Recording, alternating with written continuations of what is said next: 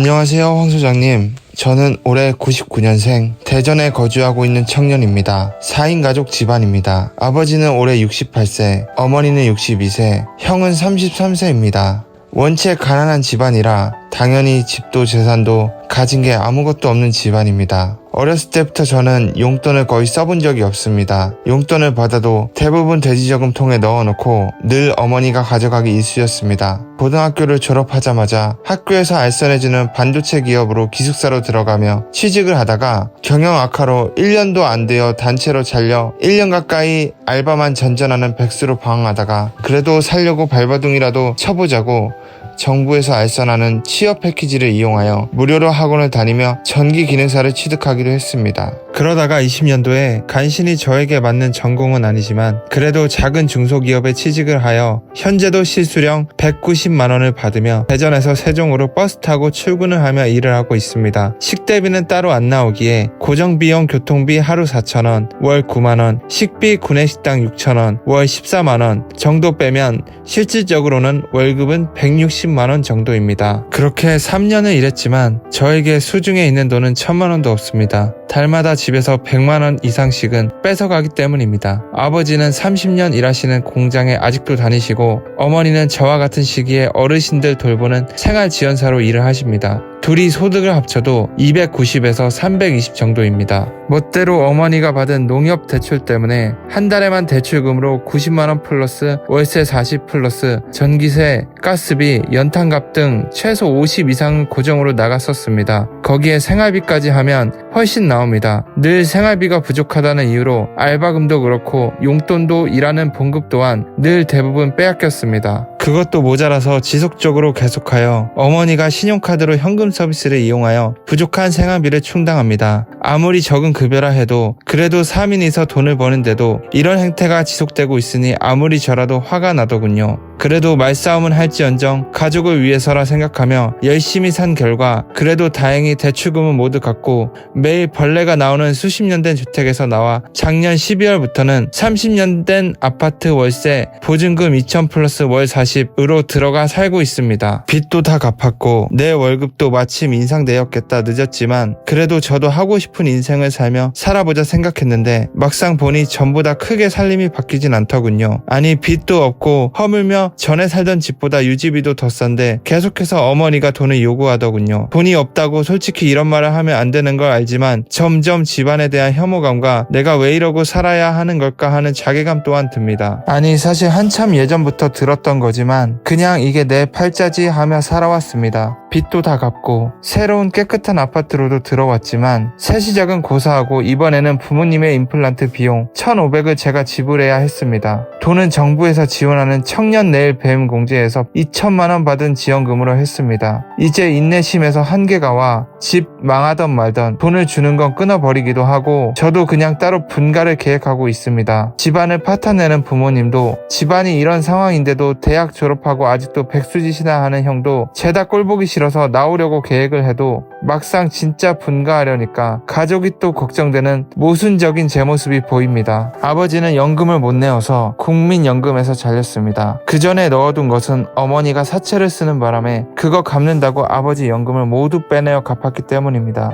옛날에는 배우자가 연금을 뺄 수 있었다고 합니다. 노령연금 30만원을 현재는 받고 계십니다. 그렇지만 아버지는 나이 때문에 일을 얼마나 할지도 모를 뿐더러 병약한 어머니도 걱정입니다. 하다못해 임대 아파트라도 계속 알아보고 있었지만 엄청난 경쟁률 때문에 들어가기도 매우 힘듭니다. 무엇보다 들어가려 해도 다른 동으로 가야 하기 때문에 살고 있던 지역을 떠나기 싫은 어머니의 극심한 반발도 있었고요. 일을 하면서도 몇 번이나 집도 그렇고 다니던 쓰레기 같은 성당에도 휘발유를 들어붓고 불을 지르고 싶다는 생각을 수백 번은 더 한 것 같습니다. 왜 성당을 중요하냐면 부모님이 사람을 거기서 많이들 사귀시는데 매달 지속적으로 결혼식 축의금, 장례식 조의금 등 수십만 원씩 나가는 데 비해 오는 건 없고 보험팔이, 중고차 등 장사질 하는 사람들도 와서 접근하기 때문입니다. 그걸 또 성당 사람이라고 좋다고 하고 자빠졌고 저는 집에서 나와서 부모님들과 연락을 끊고 따로 사는 게 맞을까요? 아니면 이러한 사태에 대한 근본적인 해결 방법이 무엇인지 도대체 모르겠습니다.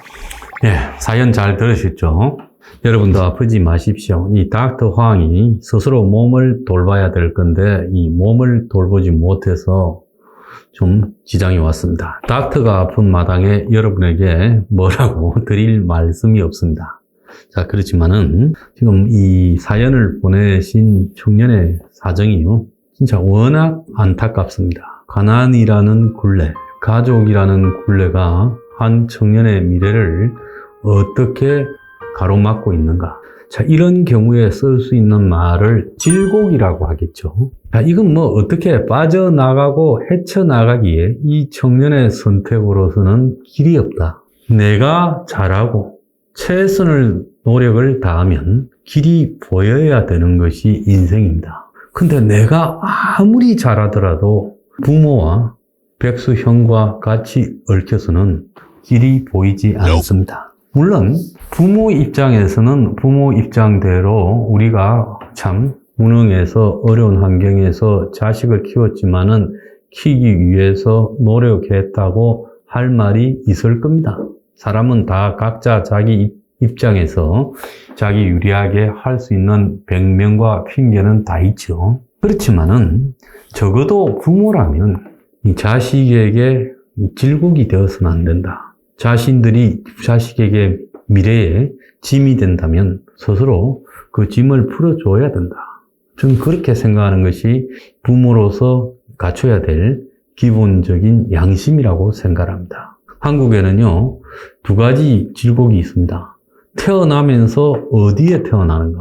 재벌집에 태어나면 인생은 그냥 탄탄대로입니다. 태어날 때 이 청년처럼 부모를 잘못 만나면 그야말로 이것은 인생 자체가 길이 보이지 않죠. 가난한 집에 태어난다고 부모를 잘못 만난 건 아닙니다만은 가난해도요, 부모가 할 수 있는 나름의 체면과 양심이 있어야 된다. 저는 그렇게 생각합니다. 자식에게 손을 내밀고 그 자식은 고등학교밖에 가르치지 못했고 어떤 특별한 기술도 없습니다. 최저임금을 받는 그런 직장에 중소기업에 겨우 들어가서 사대보험 떼고 190이고 거기에 이제 또 교통비, 점심 식비까지 빼면 160이 남는 그런 자식입니다. 그야말로 24살 한참 대학에 가서 이 꿈을 키워야 될 나이에 이 청년은요, 최저임금을 받기 위해 한 달 내내 죽도록 일합니다. 실제 아르바이트를 해도 이 160만 원은 더 받을 수 있겠죠.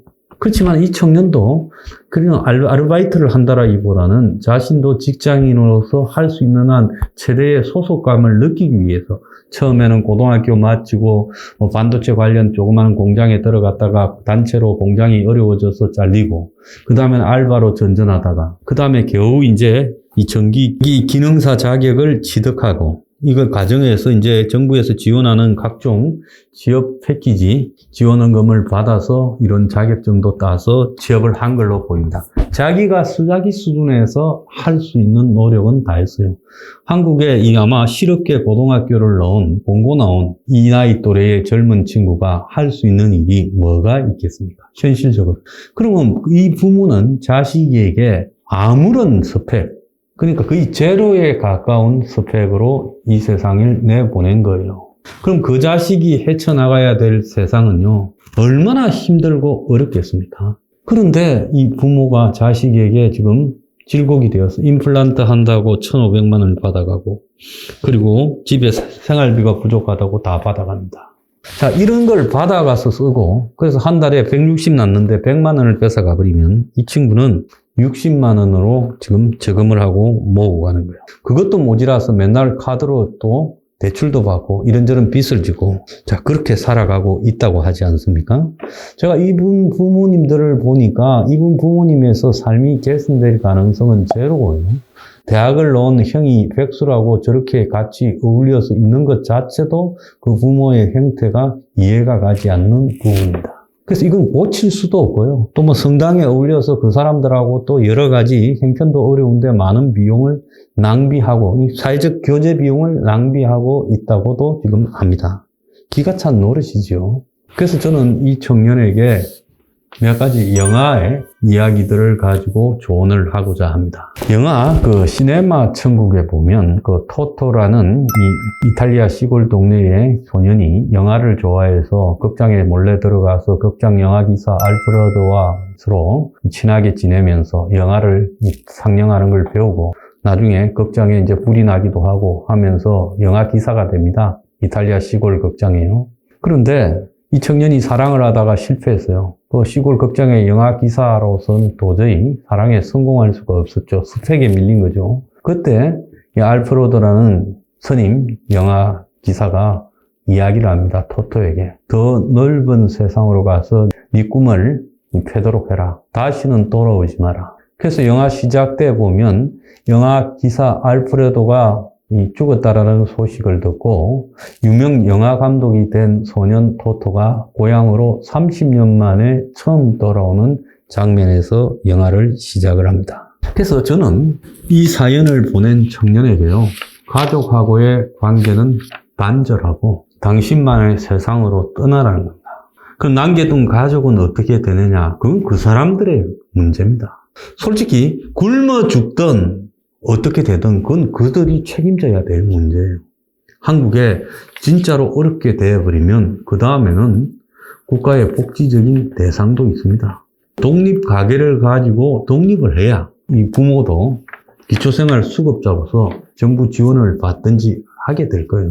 그 다음에 부모 두 사람은 둘이 합쳐서 아직은 일을 해서 한 300만 원 안팎의 돈을 받는다면요, 그게 노령연금도 있고요, 이분들은 그냥 이렇게 살아가는 겁니다. 오히려요, 나는 내 생활비는 내가 해서 비용을 줄여줄 거니까 나는 떠나겠다고 떠나야 됩니다.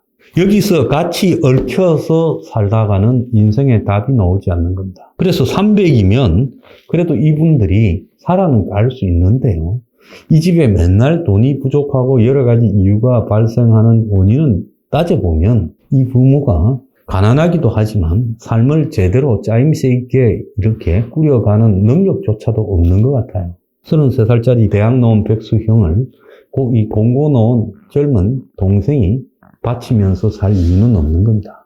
자, 여기에 300만 원에다가 백수형이 어디 가서 일을 하면 250만 원을 받을 겁니다. 그러면 살아갈 수 있어요.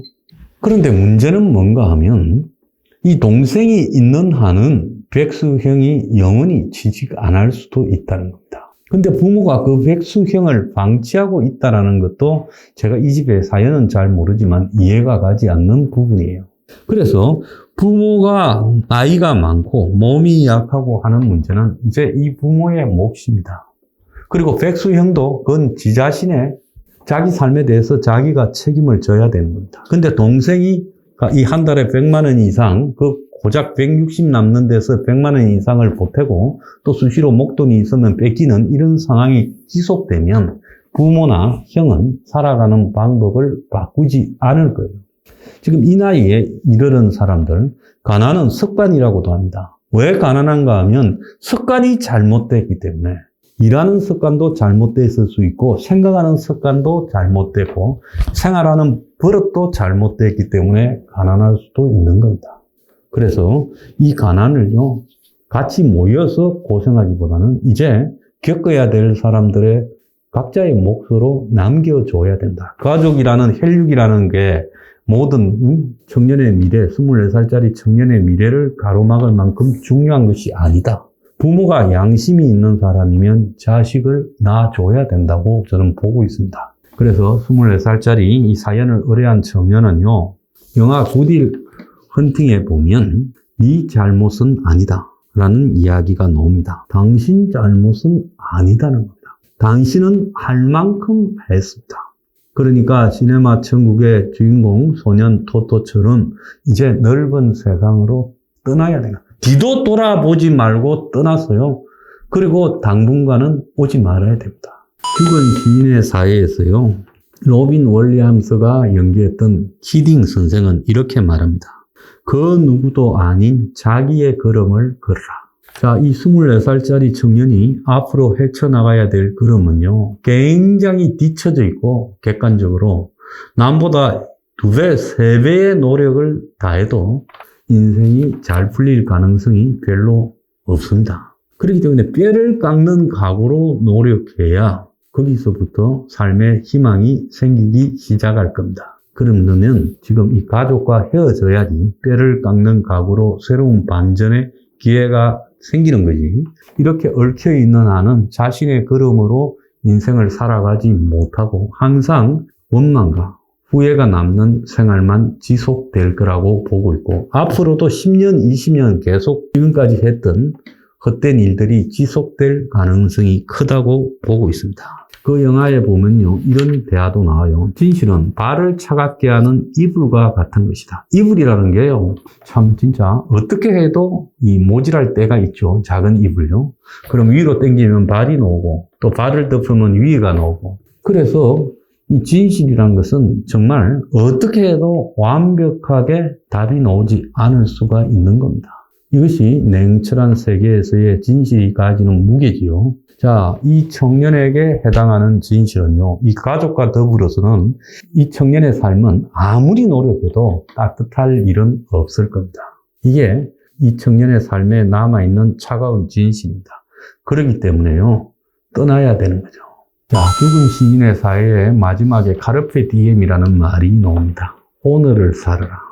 그래서 이 친구는 지금 오늘이 아니라 이 가족이라는 과거의 질곡에서 헤어나지 못하고 과거의 삶을 살고 있어요. 이 친구에게 오늘의 삶, 자신의 삶은 한 번도 없었던 겁니다. 카르페 디엠. 그래서 이 친구는 모든 것을 끊어버리고 나가서 자신만의 인생을 살아야 됩니다. 이기적이라고요? 아니지요. 지금까지의 노력만으로도 이 친구는 자신이 가진 최소한의 양심 그리고 효도 이런 부분을 충분히 보였다고 보고요. 이런 고민에서 벗어나지 못하는 것만으로도 참으로 착한 친구입니다. 그래서 선을 끊고 가족과 헤어지고 자신의 삶을 사는 것을 가지고 누가 이 친구에게 돌을 던질 수 있겠습니까? 가난한 집에 태어나서 자신의 스펙이 제로인 상태에서 출발하는 것. 그것도 하나의 흠인데, 이제 그 제로인 스펙에서 출발해서 모으는 조그만한 월급도 그게 가족으로 다 돌아간다면 이 친구의 삶은 뭡니까? 자식을 낳아가지고 가족의 질곡을 해결하라고 낳은 겁니까? 그건 아니잖아요. 그러니까 떠난 이후에 부모가 어떻게 살든 형이 어떻게 살든 그들의 몫이고요. 지금까지 당신은 할 만큼 했고 당신 잘못은 하나도 없다. 떠나서 새로운 인생을 뒤도 돌아보지 말고 살아라. 그리고 당신이 어느 정도 위치를 점했을 때 그때 돌아보라. 그렇게 말을 하고 있습니다. 당신의 삶을 살아라. 자, 이 청년에게 제가 드릴 처방은 떠나라! 입니다. 감사합니다. 나의 삶 속에 쌓인 행복은 누군가